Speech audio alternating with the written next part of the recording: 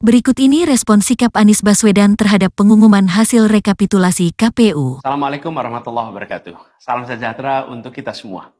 Saudara-saudara sekalian, hari ini KPU telah mengeluarkan pengumuman resmi yang hasilnya dalam versi KPU telah kita dengar bersama.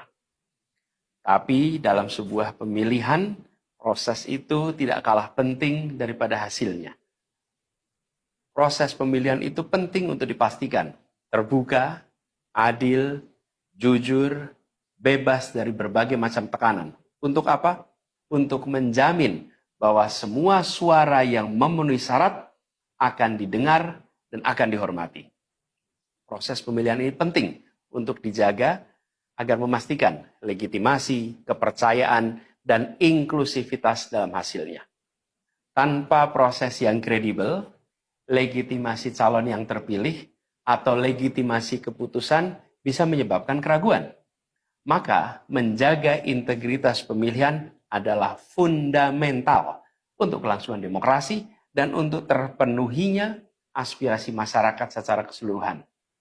Atas dasar itu, izinkan kami menyampaikan pernyataan untuk mendakapi proses pemilu yang sejak awal hingga saat ini. Saudara-saudara sekalian, sepanjang perjalanan Pilpres kali ini, sejak awal kita semua telah melihat dan menemukan begitu banyak ketidaknormalan, kekurangan, dan pembiaran terhadap proses yang tidak wajar, yang tidak pernah terjadi sebelumnya dalam sejarah bangsa ini.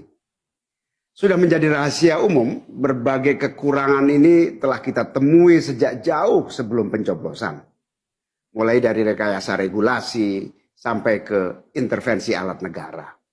Dan semua ini telah menjadi catatan media serta jadi catatan publik. Mas Anies dan saya maju pencalonan sebagai capres dan cawapres ini untuk membawa misi perubahan. Menghadirkan keadilan dan kemakmuran bagi semua. Menegakkan kembali demokrasi dan menunaikan janji-janji reformasi. Dan berdasarkan catatan dari KPU tadi, ada puluhan juta orang yang menitipkan suara kepada kami berdua. Maka demi memperjuangkan suara mereka yang percaya pada perubahan dan tetap teguh hingga akhir, kami memutuskan meminta tim hukum Timnas Amin untuk maju ke Mahkamah Konstitusi dan menyampaikan kepada majelis hakim serta publik luas tentang berbagai kekurangan dan penyimpangan yang telah terjadi selama proses Pilpres kali ini. Terlalu banyak temuan-temuan tentang proses demokrasi yang tidak berintegritas ini yang telah dikumpulkan oleh tim hukum Timnas Amin. Semua ini nanti akan disampaikan oleh tim hukum kepada Mahkamah Konstitusi. Kami mempercayakan sepenuhnya proses ini kepada tim hukum yang dipimpin oleh Saudara Ari Yusuf Amir. Dan tentu dikawal dan didukung sepenuhnya oleh tim Amin di bawah kepemimpinan Kapten Muhammad Saugi. Kami menyerukan kepada seluruh relawan dan pendukung, mari kita dukung sepenuhnya tim hukum berjuang di jalan konstitusional yang telah tersedia secara sah. Dan kita semua akan terus menjaga etika demokrasi, menjaga suasana kedamaian dan persatuan. Saudara-saudara sekalian, kepemimpinan yang lahir dari proses yang ternodai dengan penyimpangan, dengan kecurangan, akan menghasilkan rejim yang outputnya nanti, keluarannya nanti adalah kebijakan-kebijakan yang penuh dengan ketidakadilan. Dan ini yang tidak ingin kita temui di Indonesia. Kita tidak ingin ini terjadi. Dalam prinsip negara demokrasi modern, ketika melihat ketidaknormalan, ketika melihat penyimpangan demokrasi, maka langkah yang dilakukan bukanlah marah-marah lalu melakukan agitasi kepada publik. Tapi langkah yang dilakukan adalah mengumpulkan semua sinyalemen, semua bukti-bukti untuk kemudian nanti dibawa ke depan hakim, ke depan Mahkamah Konstitusi. Ini ciri pribadi, ciri organisasi, dan ciri negara yang modern, yang matang, yang beradab. Karena itu sejak awal kami katakan, kami tidak akan gegabah. Walaupun kami merasakan sejak masa kampanye sampai pemilihan terlalu banyak ketidaknormalan, penyimpangan yang kami alami. Tapi kami memilih untuk mengumpulkan itu semua secara hati-hati, melakukan validasi, memastikan akurat. Kenapa? Karena kita ingin negeri ini, negara tercinta kita ini terus maju makin matang dalam berdemokrasi, makin matang dalam bernegara. Dan ini kita kerjakan dengan keseriusan. Kita tidak ingin proses demokrasi yang terjadi membuat kita mundur mendekati masa prareformasi. Karena itulah kita menjaga semua proses ini secara baik, secara tertib.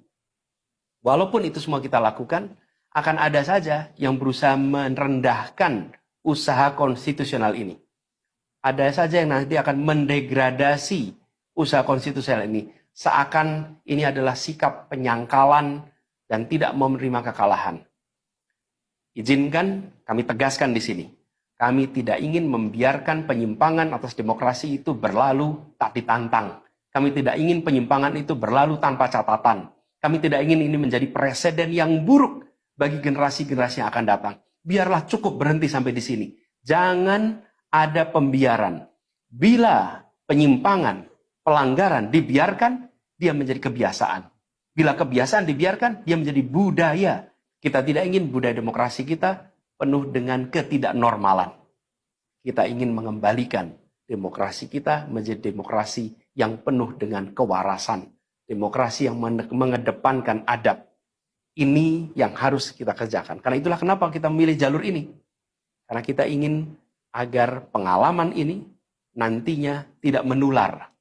Tidak menular kemana? Ke pemilihan-pemilihan berikutnya. Baik pilpres, nanti akan ada ratusan pilkada, akan ada pileg tingkat 1, tingkat 2, yang tidak boleh mengalami yang pernah kita saksikan sama-sama. Walaupun kami sadar, kita ini dalam situasi yang tidak normal. Banyak yang menyampaikan kepada kami bahwa kemungkinan untuk bisa mendapatkan keadilan itu kemungkinannya amat kecil. Berbagai pihak mengatakan ini lembaga-lembaga negara yang terkait penyelenggaraan pemilu, terkait penyelenggaraan sengketa, telah terkooptasi oleh oknum-oknum yang sudah terbukti melanggar etik. Bahkan ada yang ketuanya sudah melanggar kode etik berkali-kali, sudah diberikan sanksi berkali-kali, tapi tetap saja dibiarkan menjalankan perannya. Padahal perannya memiliki dampak pada kehidupan seluruh bangsa Indonesia dan perjalanan ke depan negara kita. Meskipun kita dengar itu semua, meskipun kita saksikan ketidaknormalan itu, tapi kami tetap memilih berada pada jalan dan jalur konstitusi. Kami berharap pertolongan Allah Subhanahu wa taala, pertolongan Tuhan yang Maha Kuasa. Semoga Allah bukakan, Allah teguhkan hati para hakim konstitusi itu untuk mereka bisa imparsial, untuk mereka memiliki keberanian, untuk mereka mengambil keputusan yang adil, keputusan yang benar, keputusan yang nantinya akan mereka pertanggungjawabkan di hadapan Tuhan yang Maha Kuasa. Keputusan yang akan mereka pertanggungjawabkan di hadapan sejarah perjalanan bangsa Indonesia, yang akan dipertanggungjawabkan di depan anak cucu mereka di kemudian hari. Ini adalah harapan kita, dan kami yakin insya Allah mereka akan bisa menjalankan apa yang menjadi harapan dari kita semua. Mari kita terus jalankan perjuangan ini dengan menjunjung tinggi etika, menjaga kedamaian dan persatuan.